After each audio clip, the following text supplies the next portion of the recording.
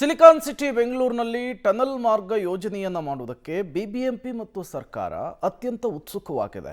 ಆದರೆ ಈ ಯೋಜನೆಯ ವಿರುದ್ಧ ತೋಟಗಾರಿಕಾ ಇಲಾಖೆಗೆ ಪತ್ರವನ್ನು ಬರೆಯಲಾಗಿದೆ. ಯಾರದು ಪತ್ರ ಬರೆದಿದ್ದು, ಪತ್ರದಲ್ಲಿ ಏನಿದೆ, ಯಾಕಾಗಿ ಬರೆದ್ರು, ಅದರ ಕಂಪ್ಲೀಟ್ ರಿಪೋರ್ಟ್ ನಿಮ್ಮ ಮುಂದೆ. ಟನಲ್ ಮಾರ್ಗದಿಂದ ಲಾಲ್ಬಾಗ್ಗೆ ಆತಂಕ, ಸುರಂಗ ಕೊರೆತದಿಂದ ಲಾಲ್ಬಾಗ್ ಗುಡ್ಡಕ್ಕೆ ತೊಂದರೆ, ತೋಟಗಾರಿಕಾ ಇಲಾಖೆಗೆ ಮರುಪರಿಶೀಲನೆಗೆ ಪತ್ರ. ಹೌದು, ಬಹು ನಿರೀಕ್ಷಿತ ಟನಲ್ ಮಾರ್ಗ ಯೋಜನೆಯಿಂದ ಲಾಲ್ಬಾಗ್ನಲ್ಲಿರುವ ಗುಡ್ಡಕ್ಕೆ ತೊಂದರೆಯಾಗುವ ಆತಂಕವನ್ನ ಪರಿಸರ ಸ್ನೇಹಿಗಳು ವ್ಯಕ್ತಪಡಿಸುತ್ತಿದ್ದಾರೆ. 2 ಸುರಂಗಗಳು ಲಾಲ್ಬಾಗ್ನಲ್ಲಿ ರಾಕ್ ಮೂಲಕ ಕೊರೆಯುವುದರಿಂದ ಕಲ್ಲು ಬಂಡೆಗಳಿಗೆ ಹಾನಿಯಾಗುತ್ತೆ ಎನ್ನಲಾಗಿದೆ.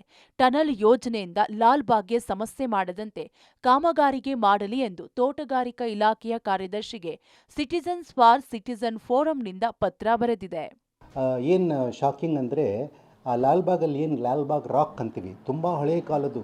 ಬೋರಿಂಗ್ ಮಾಡುವಾಗ, ಟನಲಿಂಗ್ ಮಾಡುವಾಗ ಅಕ್ಕಪಕ್ಕ ಇರೋ ಭೂಮಿಯಲ್ಲಿ ವೈಬ್ರೇಷನ್ಸ್ ಬರುತ್ತೆ, ಶಾಕ್ ವೇವ್ಸ್ ಹೋಗುತ್ತೆ.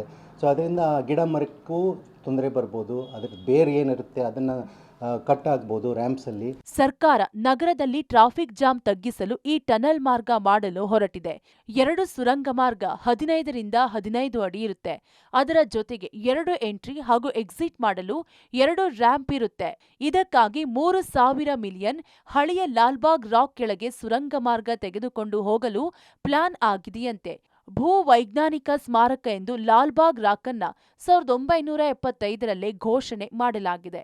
ಟನಲ್ಗೆ ಈ ಲಾಲ್ಬಾಗ್ ಕಲ್ಲು ಬಂಡೆ ಕೆಳಗೆ ಟನಲ್ ಕೊರೆಯೋದ್ರಿಂದ ಸಮಸ್ಯೆ ಆದ್ರೆ ಹೇಗೆ ಅಂತ ಸಿಎಫ್ ವಾದ. ಹೀಗಾಗಿ ಪರಿಶೀಲನೆಗೆ ಮನವಿ ಮಾಡಿದ್ದಾರೆ.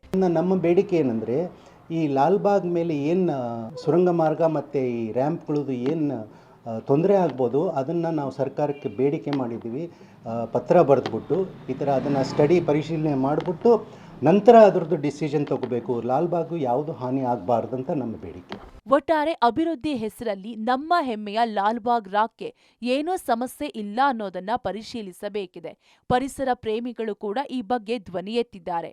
Madesh Anekal, public TV, Bengaluru.